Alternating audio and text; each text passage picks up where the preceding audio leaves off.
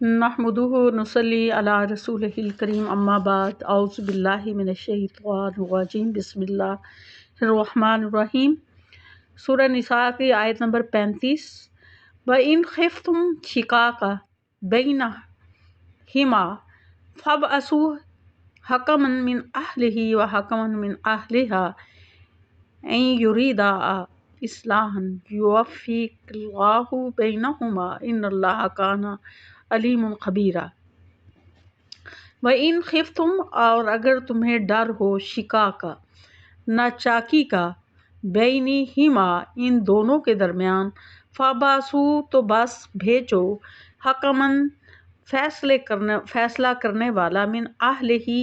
اس کے خاندان کا، وحکمًا اور فیصلے کرنے والا، من اہلہا اور اس کے خاندان کا، اہلہ ہی مرد کے خاندان کا، اہلہا عورت کے خاندان کا۔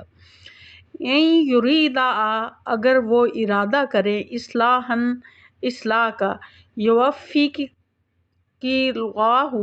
اور اللہ تعالیٰ موافقت کر دے گا، بینہما ان دونوں کے درمیان، ان اللہ بے شک اللہ تعالیٰ، کان علیم خبیرہ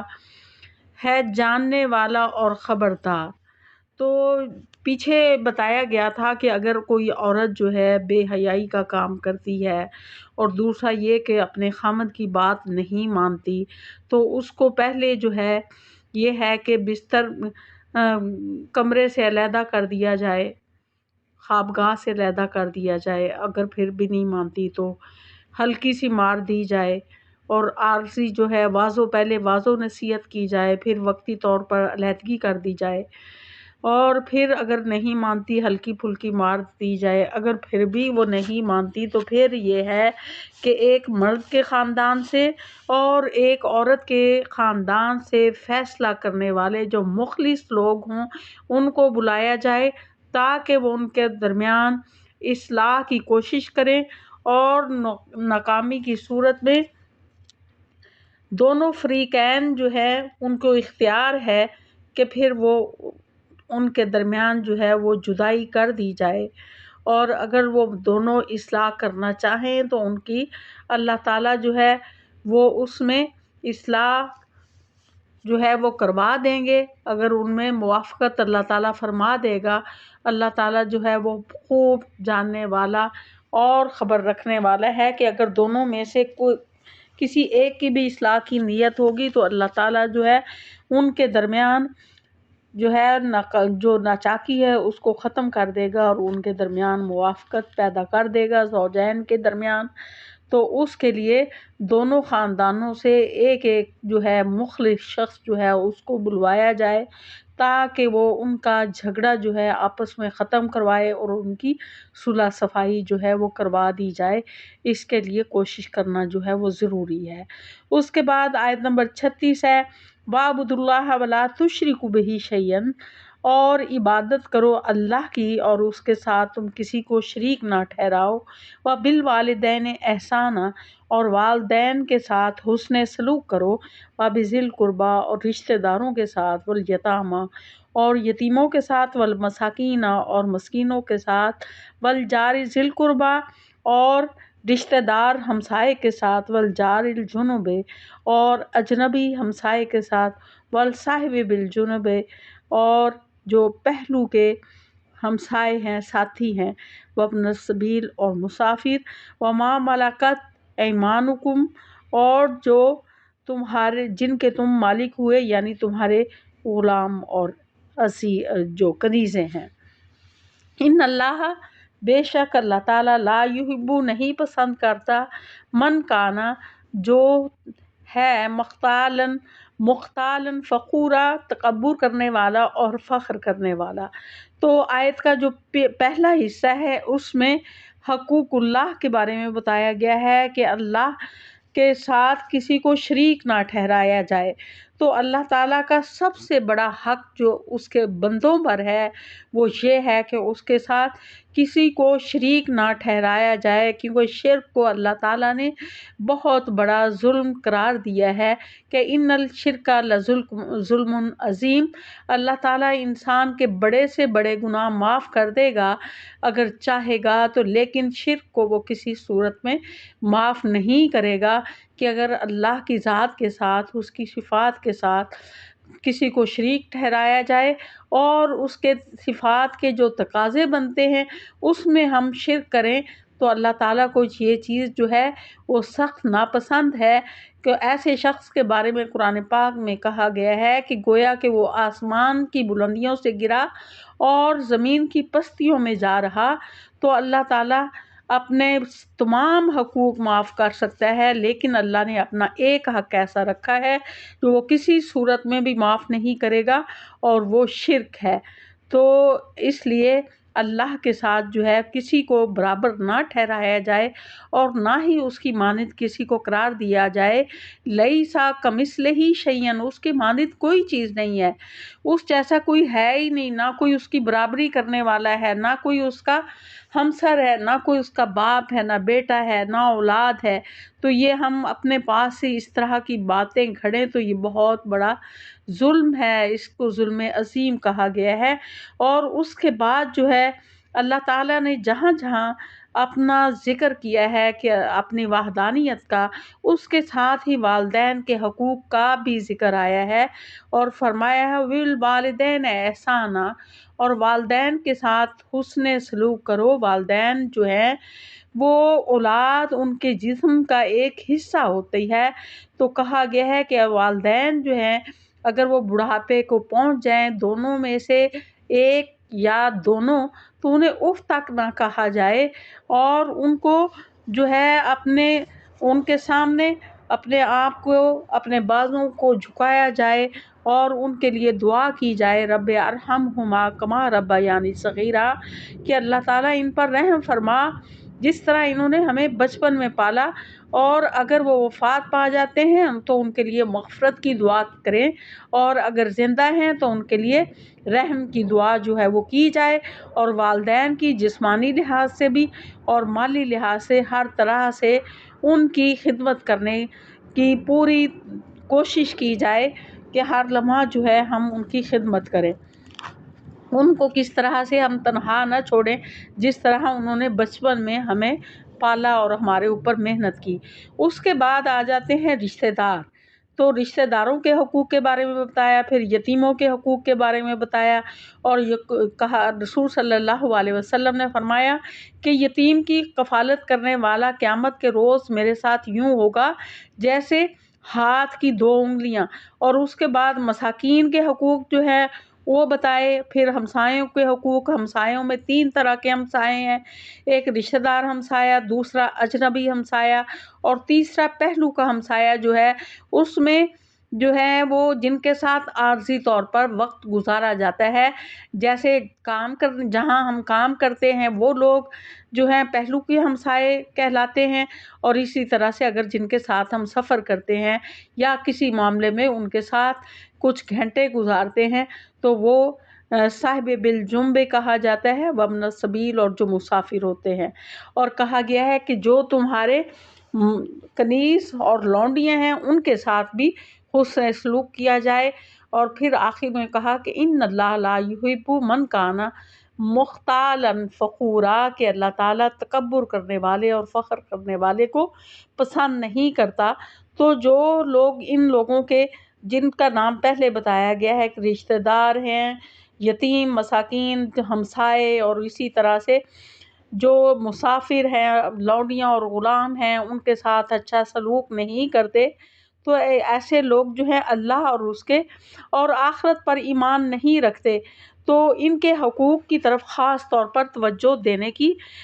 تلقین کی گئی ہے۔ اور اگر کوئی جو ہے فقراء اور مساکین کا خیال نہیں رکھتا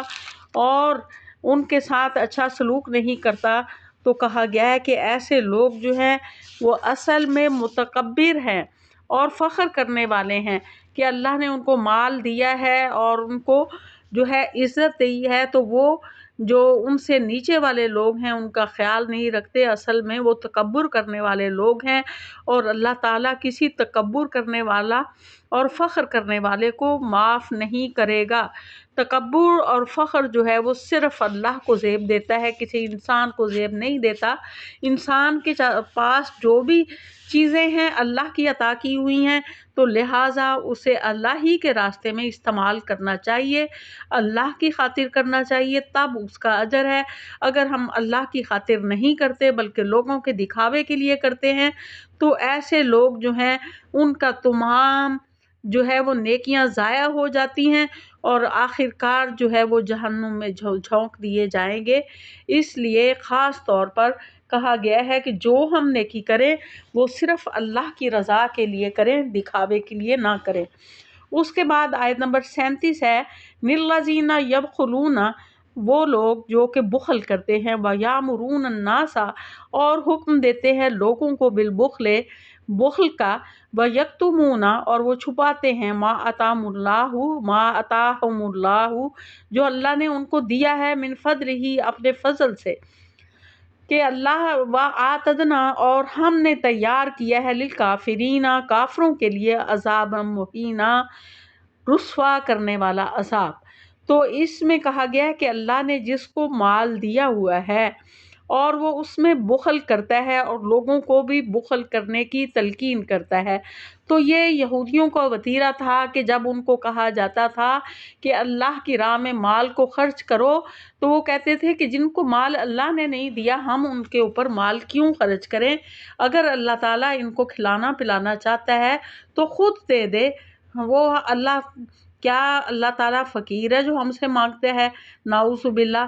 تو یہ مسلمانوں کو تلقین کی گئی ہے کہ جو یہودیوں نے رویہ اختیار کیا، اس طرح کا رویہ جو ہے وہ آپ نے اختیار نہیں کرنا، کہ جو لوگ بخل کرتے ہیں اور دوسروں کو بھی بخل کرنے کا حکم دیتے ہیں، اور جو اللہ نے ان کو دیا ہے، یعنی جو مال اللہ نے ان کو دیا ہے اپنے فضل سے، اپنی رحمت سے ظاہر ہے دیا ہوا ہے، تو اس کو وہ چھپاتے ہیں، یعنی کہ اس کو غربا، مساکین اور بے بس لوگ جو ہیں مجبور ہیں ان پر خرچ نہیں کرتے۔ تو اللہ نے ایسے لوگوں کے لیے عذاب تیار کر رکھا ہے، یعنی جو کافر ہیں، انکار کرنے والے ہیں، جو اللہ تعالیٰ کے احکامات کی نافرمانی کرنے والے ہیں، اللہ کی دی ہوئی نعمتوں کو چھپانے والے ہیں، اللہ تعالیٰ فرماتے ہیں ان کے لیے رسوا کرنے والا عذاب جو ہے وہ تیار کر رکھا ہے۔ پھر اس کے بعد آیت نمبر 38 ہے، 38 ہے، والذین، اور وہ لوگ، ینفقون، جو کہ خرچ کرتے ہیں، اموالہم، اپنے مالوں کو، ریا الناس، سے لوگوں کے دکھاوے کے لیے، ولا یؤمنون باللہ، اور وہ نہیں ایمان رکھتے اللہ پر، ولا بالیوم الآخر، اور نہ ہی آخرت کے دن پر، ومن یکن الشیطان، اور جو ہو شیطان، لہو قرینن، ساتھی، اور جس کا ساتھی شیطان ہو، وساء قرینا، تو اس کا بہت ہی برا ساتھی ہے۔ تو کہا گیا ہے کہ جو لوگ جو ہیں دکھاوے کے لیے اپنے مالوں کو خرچ کرتے ہیں، ان کا ایمان اللہ اور یوم آخرت پر نہیں ہوتا، تو ان کا جو ہے وہ ساتھی شیطان ہے، اور شیطان جو ہے وہ بہت برا ساتھی ہے، اس لیے کہ شیطان ہی ہمیشہ انسان کو برائی کے لیے ابھارتا ہے اور نیکی سے منع کرتا ہے، اور وہ اس پر چھا جاتا ہے، ہمیشہ اس سے برائی کے کام کرواتا ہے۔ اس کے بعد آیت نمبر 39 ہے، وَمَاذَا عَلَيْهِمْ لَوْ آمَنُوا بِاللَّهِ وَالْيَوْمِ الْآخِرِ وَأَنفَقُوا مِمَّا رَزَقَهُمُ اللَّهُ وَكَانَ اللَّهُ بِهِمْ عَلِيمًا۔ اور کیا ہے، وَمَاذَا، اور کیا ہے، علیہم، ان پر، لو آمنوا، اگر وہ ایمان لے آتے، کہ ان کا کیا نقصان ہو جاتا کہ اگر وہ ایمان لے آتے اللہ پر، والیوم الآخر، اور یوم آخرت پر، وانفقوا، اور وہ خرچ کرتے، مما، اس میں سے، رزقہم اللہ، جو اللہ نے ان کو رزق دیا ہے، وکان اللہ بہم علیما، اور اللہ تعالیٰ ان سب کو جاننے والا ہے۔ تو کہا گیا ہے کہ ایسے لوگ کہ جن کو اللہ نے مال دیا ہے، اور اگر وہ لوگ اللہ پر ایمان لے آتے اور یوم آخرت پر ایمان لے آتے، تو ان کا کیا نقصان ہو جاتا؟ تو اس مال میں سے خرچ کرتے جو اللہ نے ان کو دیا ہے۔ تو مال اور جو زمین و آسمان کے اندر ہر چیز ہے وہ اللہ ہی کی ملکیت ہے، اور وہ کسی انسان کی ملکیت نہیں ہے۔ انسان کے پاس جو کچھ بھی دیا ہوا ہے وہ اللہ ہی کا دیا ہوا ہے، اور انسان کے پاس جتنی بھی چیزیں ہیں وہ اکتسابی ہیں، جو کہ اللہ نے دی ہوئی ہیں، کسی کی ذاتی نہیں ہے۔ جو ذاتی چیز ہے وہ اللہ کی ہے، ہر چیز اللہ ہی کی ملکیت میں ہے زمین و آسمان کے اندر۔ تو انسان جو ہے اگر اللہ پر ایمان لے آئے، یوم آخرت پر ایمان لے آئے، اگر نہیں بھی لاتا تو پھر بھی اس نے اللہ ہی کے پاس جانا ہے، اور اگر یوم آخرت پر ایمان نہیں رکھتا تو قیامت کے روز اس نے اللہ ہی کے سامنے پیش ہونا ہے، اور اللہ ہی نے ان کو رزق دیا ہے اور اس کو وہ اللہ کی راہ میں خرچ نہیں کرتا۔ تو اللہ تعالیٰ فرماتے ہیں کہ اللہ تعالیٰ ایسے لوگوں کو خوب جانتا ہے، جاننے والا ہے ایسے لوگوں کو۔ اور اس کے بعد ہے ان اللہ، بے شک اللہ تعالیٰ لا یظلم، نہیں ظلم کرتا، مثقال ذرۃ، ذرے کے برابر بھی کسی پر ظلم نہیں کرتا، وَإِن تَکُ حسنۃ، اور اگر وہ نیکی کرتا، یضاعفھا، اسے دگنا کر دیتا، وَیُؤْتِ، اور دے اس کو، من لدنہ، اور دیتا اپنے پاس سے، اجرًا عظیما، بہت بڑا اجر۔ تو اللہ تعالیٰ فرماتے ہیں کہ بے شک اللہ تعالیٰ ایک ذرے کے برابر بھی ظلم نہیں کرتا۔ اگر کوئی نیکی کرے تو اسے دگنا کر دیتا ہے اور اپنے پاس سے اجر عظیم عطا فرماتا ہے۔ تو اس میں بتایا گیا ہے کہ اللہ تعالیٰ کسی انسان پر ایک ذرے کے برابر بھی ظلم نہیں کرتا۔ انسان جو ہے خود اپنے اوپر ظلم کرتا ہے، اور اگر کوئی نیکی کرتا ہے تو اللہ تعالیٰ اس کو کئی گنا بڑھا چڑھا کر اس کو دیتا ہے، اپنے پاس سے اجر عظیم عطا فرماتا ہے۔ وآخر دعوانا الحمدللہ رب العالمین۔ اور آپ سے ریکویسٹ کی جاتی ہے کہ آپ کھلے دل کا مظاہرہ کرتے ہوئے چینل کو ضرور سبسکرائب کر دیا کریں۔ شکریہ۔